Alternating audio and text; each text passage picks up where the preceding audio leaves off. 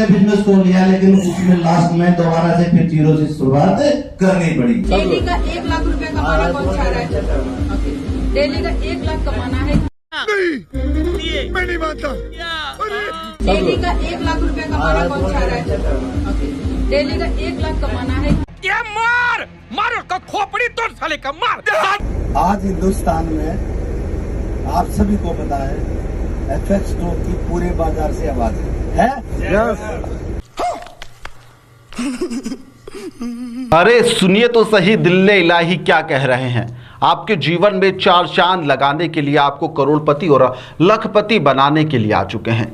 जहां पना आप चले जाएंगे, यानी आप लोग चले जाएंगे, लेकिन एफएक्स स्टॉक कहीं नहीं जाएगा। एफएक्स स्टॉक यहीं पर खड़ा रहेगा। पूरे हिंदुस्तान में एफएक्स स्टॉक का डंका बज रहा है, लेकिन यह डंका किसी को सुनाई नहीं दे रहा। कहाँ पर बज रहा है ये डंका? घर में बैठकर 10 लोगों के बीच में क्या आपने डंका बजाया? और क्या 10 लोगों के जरिए आपने 20 लोगों को निशाना बनाया?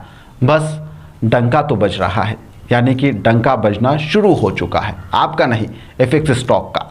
पैसे आपने देने बंद कर दिए हैं, लोगों का पेमेंट आपने होल्ड कर दिया है। आप वादों से मुकर रहे हैं और उसका डंका बज रहा है। कॉइन को इलीगल तरीके से आप MLM मार्केट में उतार चुके हैं और उसको यूज़ कर रहे हैं, इसका भी डंका बज रहा है। और अब लोग आपका डंका बजाने के लिए साहब तैयार हो चुके हैं।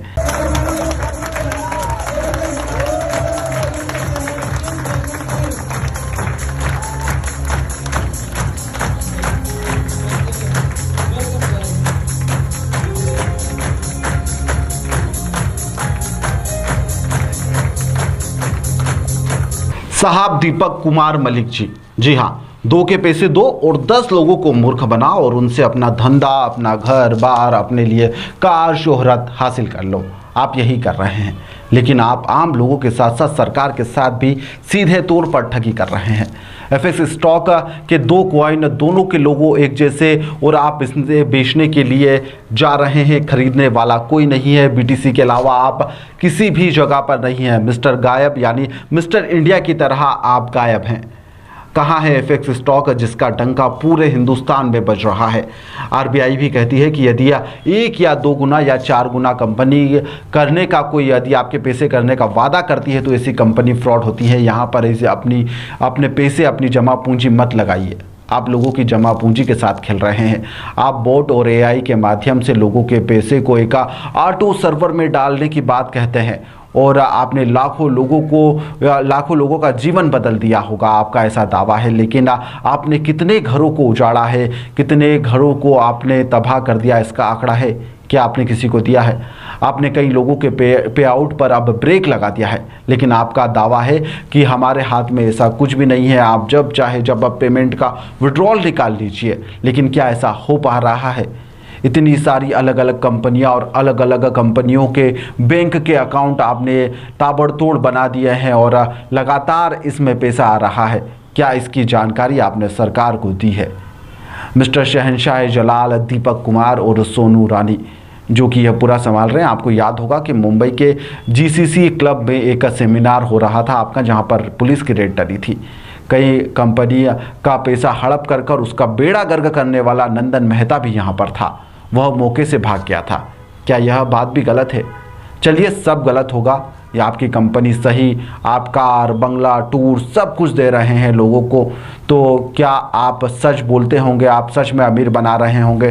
तो इस बात का जवाब दीजिए कि क्या आपके पास कोई अलादीन का जिन का चिराग है जिसको लेकर आप घूमते हैं और लोगों को आप पैसा दुगना करके दे देते हैं? एक बात मुझे समझ नहीं आई कि ग्राहक तो आपके बनते हैं, लेकिन आपने जो ग्राहक है उनसे GST उनसे ले रहे हैं, TDS का पेमेंट काट रहे हैं। पेमेंट जो वो इन्वेस्ट कर रहे हैं उसका GST नंबर कहाँ है? क्योंकि आज तक जितने भी लोगों से मेरी बात हुई है, आपकी कंपनी में जिन लोगों ने इन्वेस्ट किया है उन्होंने TDS या फिर GST का आज तक जिक्र नहीं किया। मोबाइल में जब आप नए नए गेम खेलते हैं ना, तो उसमें भी सरकार आपका TDS और GST काट रही है आजकल। GST और DGCI में आपकी एक शिकायत यदि किसी ने कर दी तो आपका झूठ बेनकाब हो सकता है। क्या MLM लीगल है? क्या 2 कॉइन को एक जैसे लोगों के साथ में रखना और दोनों को 2 गुना करने का वादा करना क्या लीगल है? सुबोध सहारा याद है आपको? लोगों को शुरुआत में उसने खूब पैसा दिया, लेकिन उसके बाद में उसने क्या किया? लाखों करोड़ों लोगों के सपनों को कुचलकर उसने अपना आशियाना बनाया था। लेकिन उसका हश्र आप जानते हैं। $100 में आप एक व्यक्ति से लेते हैं, उसे अमीर बनाने का आप सपना दिखाते हैं और उसके बाद में उसका परिवार का महीने महीने निकल जाते हैं। टूर के नाम पर आप लोगों को लालच देते हैं, लोग मूर्ख भी बनते हैं और आपके पास में आ जाते हैं। क्या आपको ऐसा करना चाहिए? क्या यह सब उचित है? आपने अब लोगों का पैसा रोकना शुरू कर दिया है। लोग आपके जाल में फंस चुके हैं और लोगों का पे आउट देना आपने बंद कर दिया है। ऐसे में धीरे धीरे कर कई और लोगों के पे आउट भी आप रोक देंगे और ऐसे में एक दिन आप जब आप बात कर रहे हैं कि हम दुबई से हमारा सर्वर चलाएंगे या फिर अन्य जगह से सर्वर चलाएंगे, तो क्या आप विदेश भागने की तैयारी में है? क्या यह भी बात जो निकल कर सामने आ रही है, क्या यह सच है? क्या इस तरह का कॉइन चलाना और लोगों के साथ में वादे कर ठगी करना क्या सही है? कई लोग आपकी शिकायत करने के लिए तैयार बैठे हुए हैं और शुरुआती दौर में आपने कई लोगों को पैसा दिया, लेकिन अब आपका खजाना लोगों का कहना है कि खाली होते जा रहा है, जिसको लेकर अब लोगों में डर का माहौल जो है वह भी पैदा हो रहा है। लोग डर गए हैं और लोगों का कहना है कि वह अपना पे आउट या फिर अपना जो उन्होंने इन्वेस्टमेंट किया था वह पेमेंट अब निकालना चाहते हैं। क्या ऐसे में आप इन लोगों को इजाज़त देंगे कि उन्हें जो उन्होंने पैसा इन्वेस्ट किया था वह उन्हें वापस मिल जाए?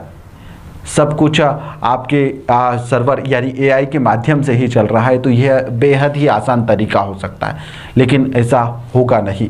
लोग आपके चुंगल में फंस चुके हैं और अब उनका निकलना काफ़ी मुश्किल भी होगा।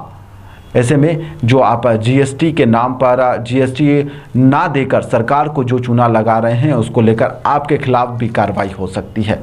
वहीं पर जो आप ये जो इनलीगल तरीके से जो कॉइन का एक कारोबार, एक साम्राज्य आपने बसा दिया है, इसको लेकर कई लोग अब शिकायत करने की तैयारी कर रहे हैं। ऐसे में आपका डंका जरूर बजने वाला है। कॉइन का डंका बजे या ना बजे, लेकिन आपका डंका जरूर बच सकता है।